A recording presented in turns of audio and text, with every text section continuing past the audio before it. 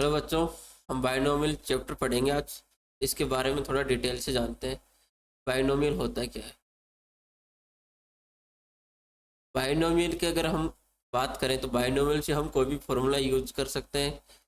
और इसके अकॉर्डिंग आप अगर इसको अपनी थ्योरम को अच्छे से समझ लेना, ए प्लस बी का होल स्क्वायर क्या होता है, ए माइनस बी का होल स्क्वायर, ये सब आप बिल्कुल आसान में बिल्कुल फटाफट याद कर लेंगे। देखो कैसे। आपने एक फॉर्मूला, पहले बात करते बाइनोमियल थ्योरम के बारे में बताया किसने था। तो इसको जिसके बारे में बताया था ना, उसका नाम था ब्लेस पास्कल, है ना। तो हम एक पास्कल थ्योरम भी पढ़ेंगे इसके साथ। तो होता क्या है, इसमें आप देखो बाइनोमियल थ्योरम होती है तो पॉजिटिव इंटीजर के लिए इंडिकेट होती है।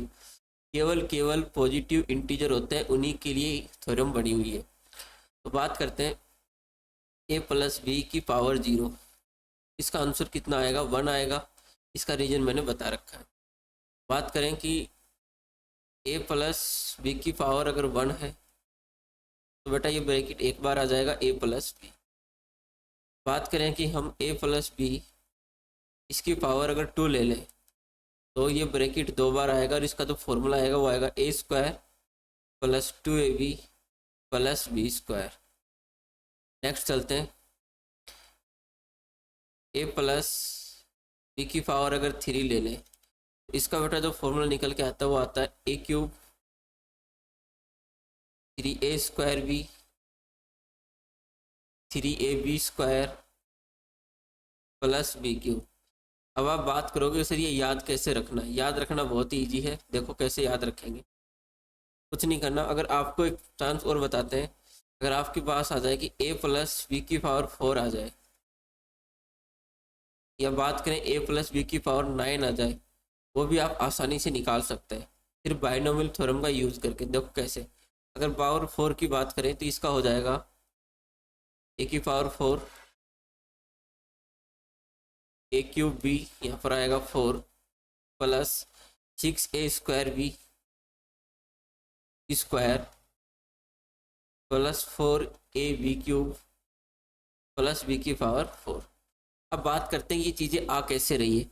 आप एक चीज़ ध्यान से समझना बेटा, अगर पावर 0 है तो टर्म मतलब 0 1 है। अगर 1 टर्म है तो टर्म कितनी आई, 2। अगर 0 टर्म है तो 1 टर्म। पावर 0 तो 1 टर्म। पावर अगर 1 है तो हमारे पास कितनी टर्म निकल के आ रही है, 2। ठीक है। अगर पावर 2 है तो कितनी टर्म निकल के आई, 3। अगर पावर 3 है तो कितनी टर्म निकल के आई, 4। अगर पावर 4 है तो हमारे पास कितनी टर्म आ रही है, 5।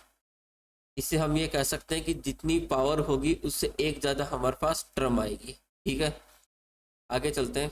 अब देखते हैं, बात करते हैं कि इसको हमें याद कैसे रखना है। तो याद रखना इजी है। देखो आप कोई भी एक समस्या लेते हैं, ये ए प्लस बी की पावर जैसे एन है, तो कुछ नहीं करना। सबसे पहले आप जो ए है ना, तो यहाँ पर क्या लिखेंगे, एन सी 0 लिखेंगे, ए की पावर एन और बी की पावर 0। बेटा जितना सी के पैरों में होगा उतनी बी की पावर होगी। अब कुछ मत करो, सी के पास जो 0 है इसको बढ़ाते जाओ और ए की पावर माइनस एक एक कम करते जाओ।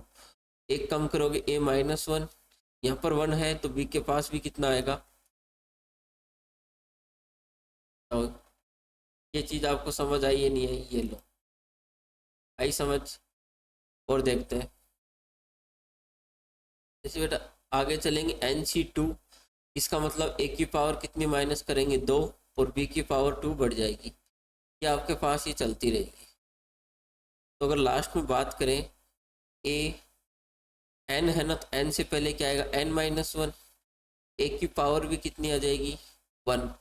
तो इसमें से क्या करोगे आप, एन में से कितना माइनस करोगे, एन माइनस 1, तो ये कितना हो जाएगा। इसको अगर सोल्व करोगे आप, एन में से एन माइनस 1 सोल्व करेंगे तो आ जाएगा 1। तो एन से N cancel, minus N plus 1 cancel, 1 आ जाएगा। इसको हम चाहें तो 1 भी लिख सकते हैं। और बी की पावर कितनी आ जाएगी, N minus 1 plus A N, एक कंप्लीट हो जाएगा 0, और बी की पावर कितनी आ जाएगी, एन। क्योंकि जितना एक यहाँ पर एन सी 0 है बेटा ना, एन सी 0 है, एन सी एन माइनस 1 है, ध्यान रखो। तो इसके अंदर मत जाओ, अभी क्वेश्चन करेंगे तब आपको बिल्कुल क्लियर समझ आएगा कि करना कैसे। अब ध्यान से समझना। सबसे पहले बात करें कि एन सी जीरो की वैल्यू कितनी होगी। एन सी जीरो की वैल्यू कितनी होगी, N factorial, N minus zero factorial और जीरो फैक्टोरियल। बेटा एक याद रखना, जीरो फैक्टोरियल भी वन होगा, वन फैक्टोरियल भी वन होगा। टू फैक्टोरियल की अगर बात करें तो two multiply one. Three factorial की बात करेंगे तो हम करेंगे three multiply two multiply one. ठीक है, मैं आपको एक ट्रिक सिखा रहा हूँ डायरेक्ट। जैसे आपसे कोई पूछा जाए कि एन सी थ्री, इसका मतलब क्या है, N factorial, N minus three factorial और थ्री फैक्टोरियल। लेकिन आपके जो क्वेश्चन आएंगे ना वो इस तरीके से बिल्कुल नहीं आएंगे। क्वेश्चन लेते हैं ताकि थोड़ा सा एक्सप्लेनेशन हो।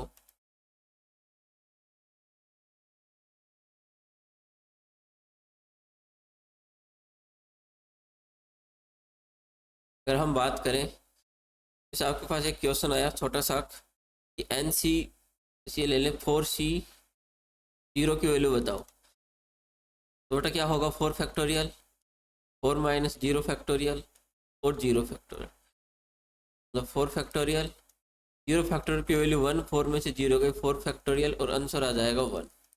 ठीक है, बात करें फोर सी टू की, तो four factorial, four minus two factorial और टू फैक्टोरियल। तो बात करें फोर फैक्टोरियल, फोर में से टू गया, टू फैक्टोरियल और ये आ जाएगा टू फैक्टोरियल। इसको अगर हम सोल्व करेंगे तो four multiply three multiply two multiply one, नीचे आएगा two multiply one multiply two multiply one. Two से टू कैंसल, वन से वन कैंसल, इस टू से ये टू कैंसल, आंसर आ जाएगा सिक्स। बताओ ये समझ आया या नहीं आया। लेकिन हम इतनी मेहनत नहीं करेंगे, फिर कह देते हैं हम इतनी मेहनत नहीं करेंगे। हमें एक सिंपल एक काम करना है, तो नोट लगा के ये चीज़ लिख लेना नोट्स के अंदर। इस आपके सामने क्वेश्चन है फोर सी टू, इसका मतलब ये है कि फोर नीचे टू है ना, तो फोर को दो बार उल्टा लिखो, फोर मल्टीप्लाई थ्री। और इसको टू जहाँ तक ये नंबर रहेगा वहाँ तक स्टार्ट करेंगे वन से, वन मल्टीप्लाई टू, ये टू से कैंसिल, आंसर आ गया थ्री। इस आपके पास एक नंबर आया फोर सी जीरो, मतलब इसको फोर को कितनी बार लिखेंगे, एक बार भी नहीं लिखेंगे, मतलब वन। ठीक है, इस बात करते हैं six C four. Six C four को मतलब सिक्स मल्टीप्लाई कितनी बार लिखेंगे, उल्टा चार बार, तो five multiply four multiply three. इसको चार बार लिखेंगे, one multiply two multiply three multiply four.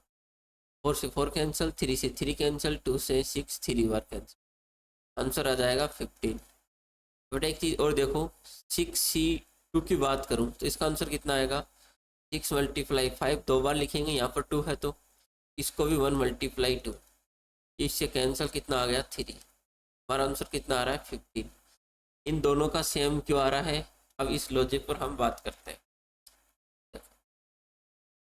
अगर आपके सामने कुछ ऐसा लिखा जाए, सिक्स मतलब सिक्स की जगह कुछ भी हो सकता है, जैसे एन सी थ्री है इक्वल एन सी टू, ये इक्वल कब होंगे, तो इस थ्री और टू का सम इसके एन के बराबर हो।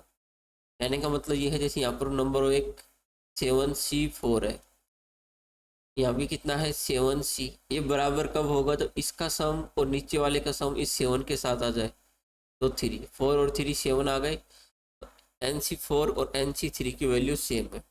जैसे हमसे क्वेश्चन बोला जाए कि सिक्स सी टू की वैल्यू निकालो, तो निकाल लेंगे, आसान है। सिक्स सी फाइव की वैल्यू निकालो, तो इसकी वैल्यू निकालने की बजाय हम किसकी वैल्यू निकालेंगे, सिक्स सी वन, क्योंकि फाइव और वन सेम है, ये लेंथी होगा, ये ईजी हो जाएगा। सिक्स सी टू, जैसे हमसे बोला जाए कि सिक्स सी फोर की वैल्यू निकालो, हम इसकी वैल्यू ने निकाल के सिक्स सी टू की वैल्यू निकालेंगे।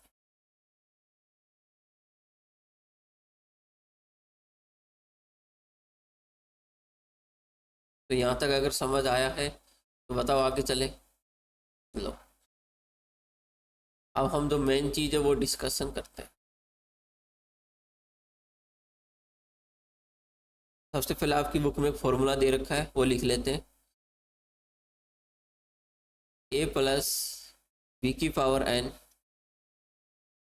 समेशन n इक्वल टू 0 से n। ठीक है, यहाँ पे लिखेंगे एन सी, इसको बेटा n की जगह k ले लो, कोई फर्क नहीं पड़ेगा, r ले लो या r ले लो, सबसे अच्छा r ले लेते।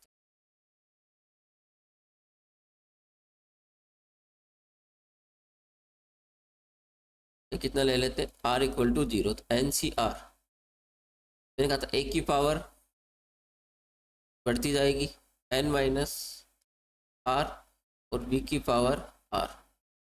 जो इसके पैरों में रहेगा वो b के पास आएगा, और जितना ही इसके पैरों में रहेगा वो a की पावर से माइनस होता जाएगा। तो ये मोस्ट इंपॉर्टेंट फॉर्मूला है, कि आप याद कर लेना अच्छे से,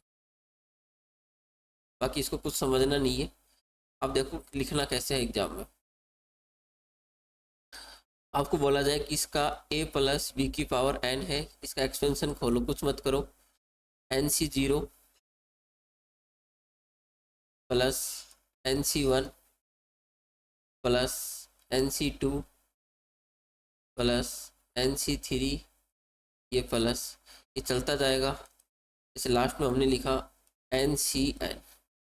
ठीक है, ध्यान से समझना, पूरा क्वेश्चन समझ आ जाएगा। एन सी 0 से स्टार्ट किया, इसका मतलब बी की पावर 0 मतलब 1, और ए की पावर n, मतलब इसका और इसका सम n होना चाहिए। ये 1 है, तो ए से एक क्या करेंगे कम, और बी की पावर 1। अब ए से कितना कम करेंगे, यहाँ पर 2 है तो n में से 2 कम कर दो, और बी की पावर जितना नीचे है वो यहाँ लगा देंगे। अब आ गया होगा समझ, 3 कम करेंगे n में से, और बी की पावर 3 लगाएंगे। तो यहाँ पर हमें समझ आ गया कि ए की पावर n माइनस n कितना हो जाएगा 0, और बी की पावर कितनी लगाएंगे n। अब मैं एक क्वेश्चन लेता हूँ आपके सामने। क्वेश्चन ये है कि a प्लस बी की पावर 3 है, तो हम जानते हैं इसको क्या लिखेंगे, 3c0, और सर जो a है ना उसकी पावर 3, बी की पावर 0, तो 3c1। अब b की पावर तो 1 आ जाएगी, और a की पावर 1 कम कर देंगे, तो क्योंकि 1 और 2 कितने होने चाहिए 3। फिर 3c2, ए की पावर बी की पावर तो 2, और ए की पावर 1, क्योंकि 2 और 1 कितने हो गए 3। चलिए 3c3 है, मतलब बी की पावर 3 तो ए की पावर 0, कोई मतलब नहीं। हम जानते हैं 3c0 कितना होगा 1, ए की पावर 3 3, बी की पावर 3 0 1। 3c1 कितना होगा, सर 3 को एक बार लिखेंगे 3, ए की पावर 2, और बी कितनी बार है एक बार। 3c2 यानी 3c1, क्योंकि 2 और 1 सेम आ रहा है, तो 3c1 की वैल्यू कितनी थी 3, बी की पावर 2, और ए की पावर 1 यानी ए, प्लस 3c3 निकालो, या 3c0 ए की बात है, और इसकी वैल्यू कितनी आ जाएगी 1, बी की पावर 3, ए की पावर 0, आंसर कितना आ जाएगा 1। तो ये क्या हमने फॉर्मूला नहीं पढ़ा, या वही यहाँ पर नहीं पढ़ रहे। ऐसे हम किसी बाइनोमियल एक्सपोनेंशियल से कोई भी फॉर्मूला ड्राइव कर सकते हैं। ठीक है, अब एक छोटा सा क्वेश्चन लेते हैं।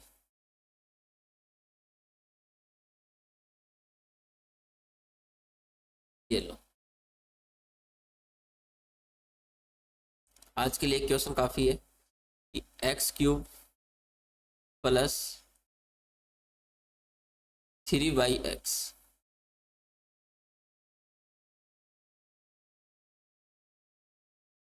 x³ प्लस 3/x, इसको स्क्वायर ले लो, लेंथ हो जाएगा।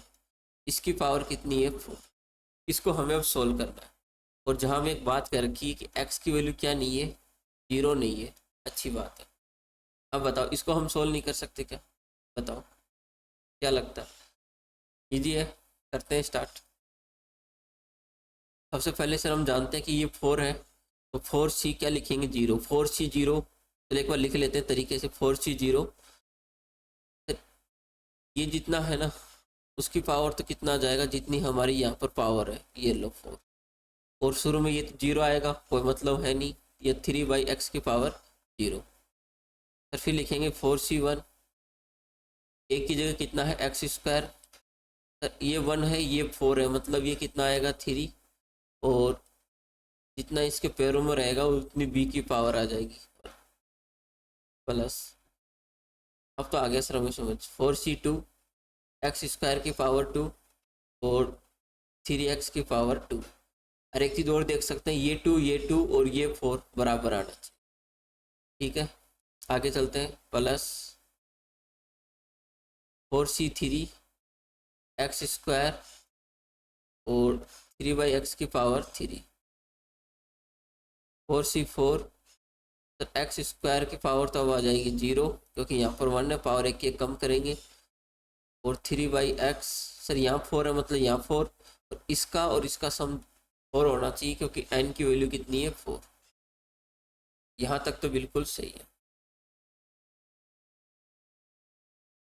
तो अब लो, हम जानते हैं 4c0 की वैल्यू कितनी होगी 1, और एक्स स्क्वायर की पावर 4 मतलब x की पावर कितनी हो जाएगी 8, मल्टीप्लाई हो जाएगा ना 2 से 4, 3 किसी की पावर 0 तो आंसर 1, 4c1 की वैल्यू 4, और इसको हम मल्टीप्लाई करेंगे इन दोनों से तो कितना आ जाएगा x की पावर 6 मल्टीप्लाई में 3/x प्लस, सर 4c2 मतलब 4 को 2 बार उल्टा लिखेंगे तो कितना हो जाएगा 4 × 3 और इसको 1 × 2, इसको कैंसिल करेंगे 2 कितना आ गया 6, x की पावर को मल्टीप्लाई करेंगे 4, 3 नीचे कितना आ रहा है x की पावर स्क्वायर। ठीक है, 4c3 और 4c1 सेम रहेगा तो 4x स्क्वायर मल्टीप्लाई 3x की पावर 3, 4c4 की वैल्यू 1, इसकी पावर 0 तो आंसर 1, और यहाँ आ जाएगा 3 की पावर 4 और x की पावर। अब इसको बेटा सोल्व कर लेते हैं, x की पावर 8 कितना रहेगा, x की पावर 8, इस x से एक ये कम हो जाएगा तो कितना आ जाएगा, 4 को 3 से मल्टीप्लाई किया 12 x की पावर 5, तो 3 को 6 से मल्टीप्लाई किया 18, x यहाँ पर 2 है यहाँ पर 4 है तो x स्क्वायर प्लस 3 को 4 से मल्टीप्लाई किया 12, सर यहाँ से x कैंसिल होकर नीचे x बचेगा तो 12/x प्लस 3 की पावर 4 यानी 81, x की पावर 4 यानी x की पावर 4। तो बताओ ये क्वेश्चन समझ आया नहीं आया, इतना सिंपल था। तो अगर आपको मेरा पढ़ाया हुआ अच्छा लग रहा है, आपको समझ आ रहा है, तो चैनल को सब्सक्राइब कर लो, फॉलो कर लो, और अपना एक एप्लीकेशन है प्ले स्टोर पर मैथ क्रश के नाम से, जो आपको यूट्यूब पे जो सिंबल दिख रहा है ना, इसी आइकन का एक एप्लीकेशन है मैथ क्रश के नाम से, इसको आप ज्वाइन कर लो। यहाँ पर फ्री टेस्ट अवेलेबल है। अगर आप 11th 12th का पूरा सिलेबस डिटेल से पढ़ना चाहते हो तो यहाँ पर ज्वाइन कर लो।